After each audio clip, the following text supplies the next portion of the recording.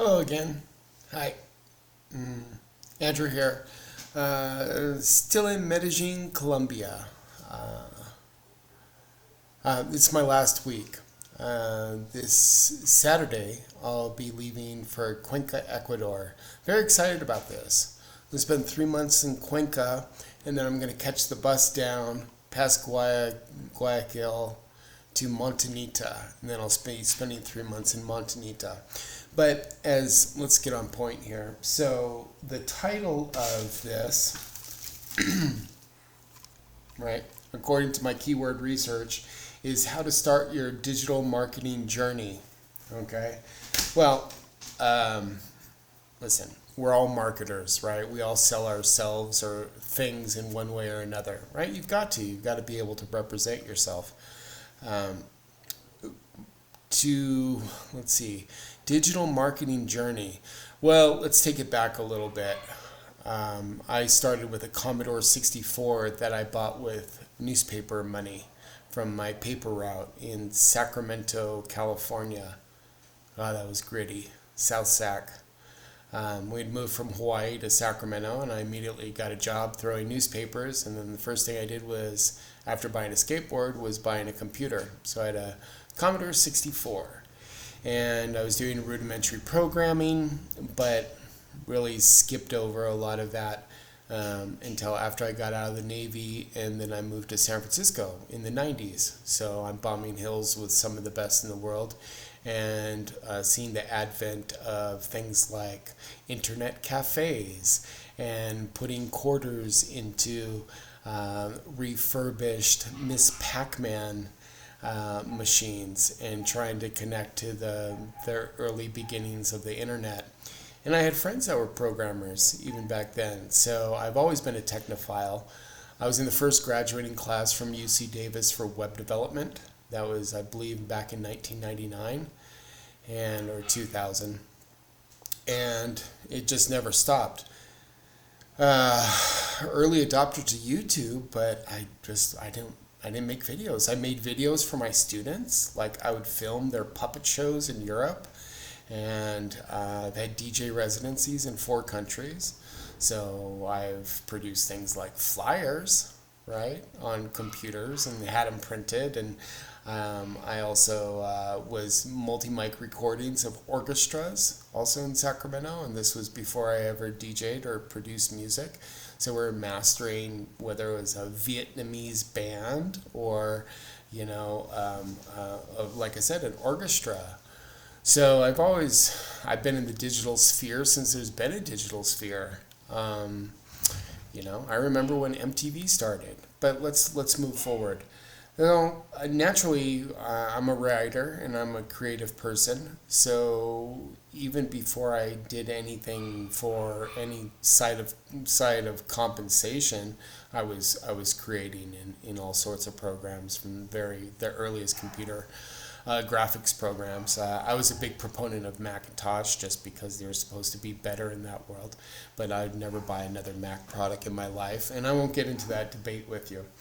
I've got my reasons. Okay? Other than that, what happened is I started finding writing gigs after I was financially independent for a good 20 years, and then I went through divorce, and I had a bad real estate deal, and I had to pay. I didn't go through a divorce. I filed for divorce, and I had to pay. And so moving from California to Austin, looking for work and doing some really, really, really low ball stuff. I don't mean bad. I just mean, really embarrassing work I wouldn't even mention here. I started finding writing jobs and working with some really interesting people, for good or ill. And then I started doing things like white papers. Then I started taking courses on B2B business emails. And then I started creating email drips for clients in Colorado and being banks and financial institutions and real estate firms and organizations. And I didn't get my first full-time, I wasn't really trying, I was just putting this together. I also wasn't using anything like Upwork. Even though I built a profile at Upwork, I've never applied to a position, though I'm ready to do that. Dog, man. Sorry. Right when I want to start recording, the dog goes off. So anyway, COVID hit. I left Austin for rural Colorado, and then I decided I'm going to Puerto Rico. So I sold my van, of course, right? Moved to Puerto Rico and started freelance writing for some more agencies. And these were national marketing firms, and they were putting what I was writing about different topics on different series of websites. And so that all of a sudden, I'm making $100 an hour, 10 cents a word for 1,000 words. Takes me an hour, add some research. Let's be flexible. But my point is that that kept going. And then so we're at the height of COVID. I leave Colombia for Peru. And then soon I was hired for my first time position for a startup under a much younger but very talented SEO cat. Shout out the Limitless Agency. Brought them a fantastic employee, but the grind was getting to me, and I wasn't hired as a writer, but when they found out that I could write, then I'm having client-facing meetings about their style guides and things like this, and that was fantastic. But I don't want to write about things that I don't care about. And so after 9 months, even though fantastic SEO experience, all of this is digital marketing, right? All of it. Content creation, images, it just goes on and on and on. Even if you're not selling, you're selling. So all of this is digital marketing. What's your journey? Okay, so let me wrap this up for you. I decided after 9 months to leave the Limitless Agency and create my own sites. And the first one I did is now 260 something pages. But we had some problems because it was early days of AI, and Google hadn't made a decision whether or not it was going to accept AI drafted work. Even though I would never, actually I did post that stuff under the keywords on their original pages, and then I just put a robot text do not follow so the site wouldn't get indexed and possibly penalized. But I forgot about this. I forgot that I had set that. And I thought my site was just still crawling out of Google's sandbox. No. So I still have pages that need to be manually indexed, and all of this needs optimization work, which is really ironic because I've optimized for the most expensive keywords in New York City in the law space. Unbelievable. Top lead pages. I've interlinked enterprise size sites, Link Whisper, constantly updated my whole catalog of sites for the agency. And anyway, so I finished that project. I launched that site with a do not follow, and basically forgot about it. And then I was hired by another national marketing firm to write pieces for plastic surgeons, and that drove me crazy. That really burned out my typer. I'm a writer by nature. This is my book. That's me, right? And it's 4 books under one cover. So this is what I do by nature, right? I think maybe I've sold a copy, maybe 2. I've never promoted it, right? Digital marketer, never promoted my own work, all right?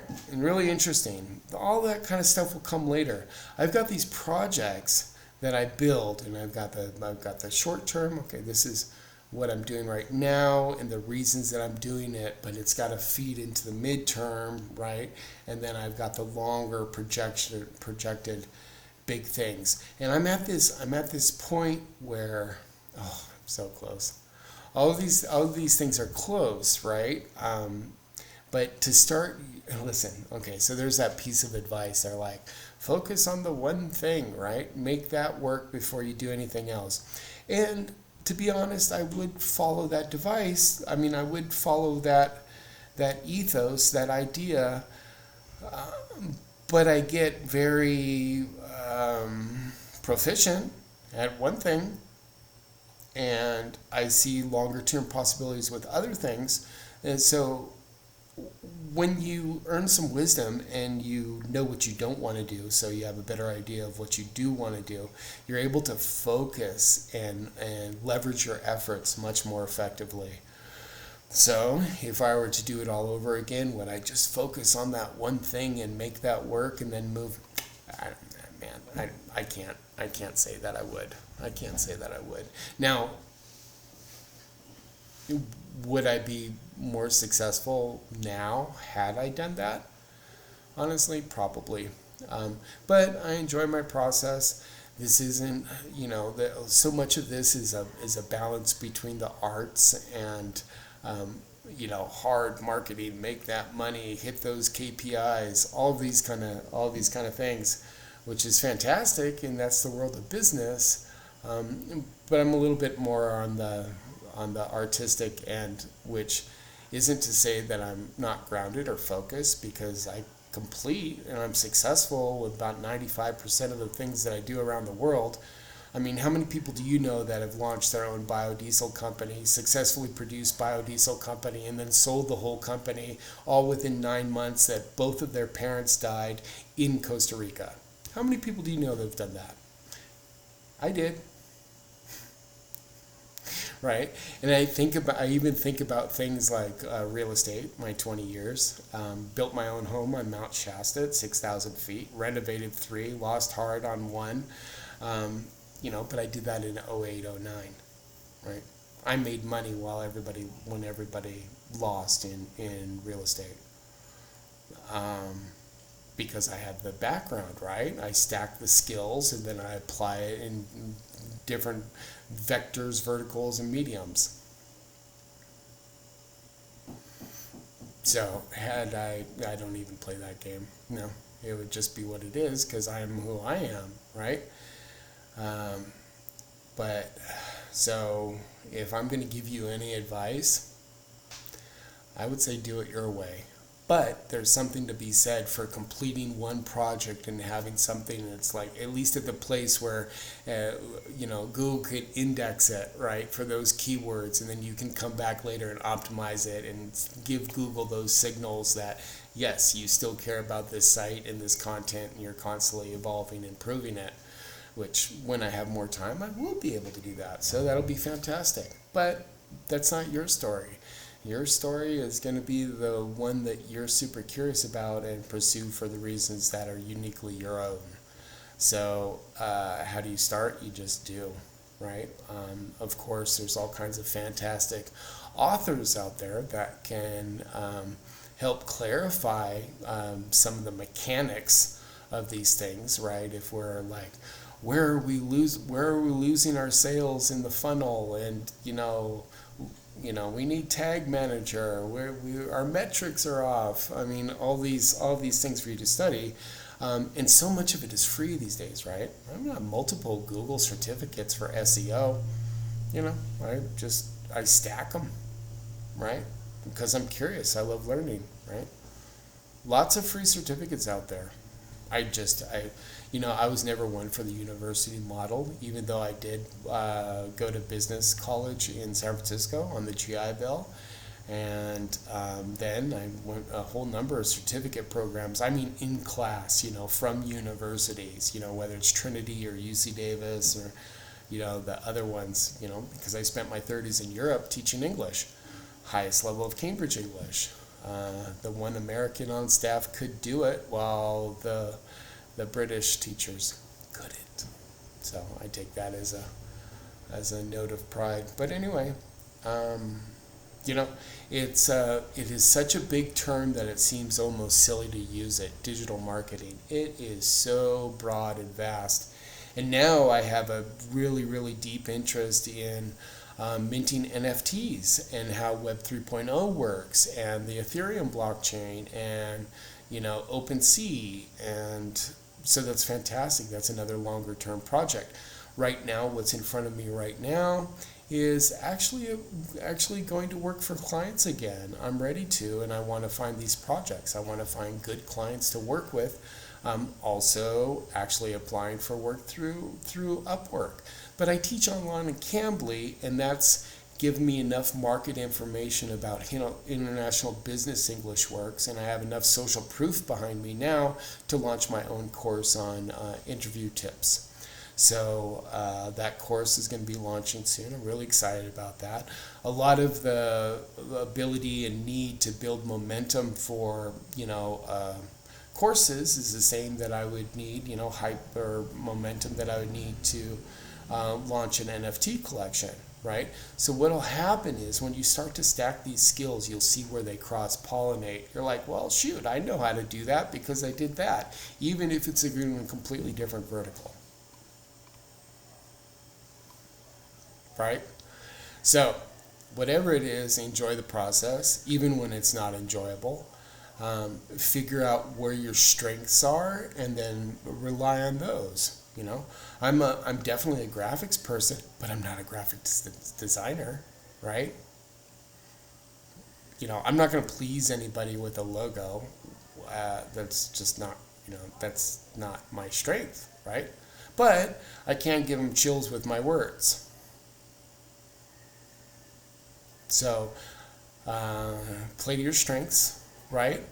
And realize that people get hired for their hard skills, but they get fired for their soft. So even when I'm teaching for $10 an hour on a shall always remain nameless website, it's allowing me the flexibility to work outside of the U.S. while I'm bootstrapping these other larger projects that are bound to be successful because I don't quit and I don't give up. So find your skills, and then make sure that you're building your soft skills. Be hyper responsive with people. Be a quality person. Put quality into your work, right? This apathy that we're seeing, and this self-victimization and oh poor me, it just doesn't play. And I've worked with marketing directors before. Frankly, I had more skills than they did, and they knew it. So I know when somebody's soft shoeing me. I know when something could be done better. And when an editor gives me notes, I know if they're valuable and worthwhile, or if she's just being obnoxious. Ooh, I have one nasty letter from an editor. I had no style guide. I had no references. I was doing the best I could with the information I was getting. Everything was accepted for well over 30, maybe 40 pieces. And then I get this letter from this lady, right?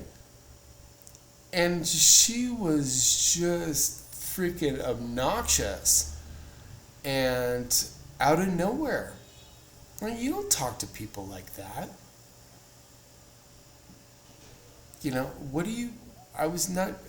None of this information was provided to me beforehand. I've given you 30 or 40 pieces that have been accepted and posted, and the machine was going, and this comes out absolutely out of the blue. Do you think I continued working with them? Hell no. But I did take that letter and I went to a thrift store and I bought a frame for it, right? So back at my storage in Texas, I've got this framed letter from this woman that never even signed her name to what she was telling me. I don't want to work with people like that. Life's too short, and I've got too much quality and integrity in what I do. So, if there's anything I can do for you, drop some notes in the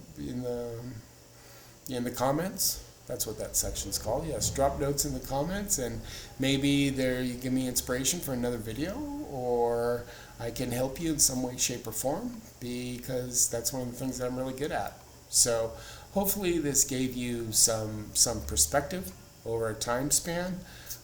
When it comes specifically to digital marketing, I don't mean like launching websites or sniper sites or any of this older stuff. When it comes specifically to digital marketing, well,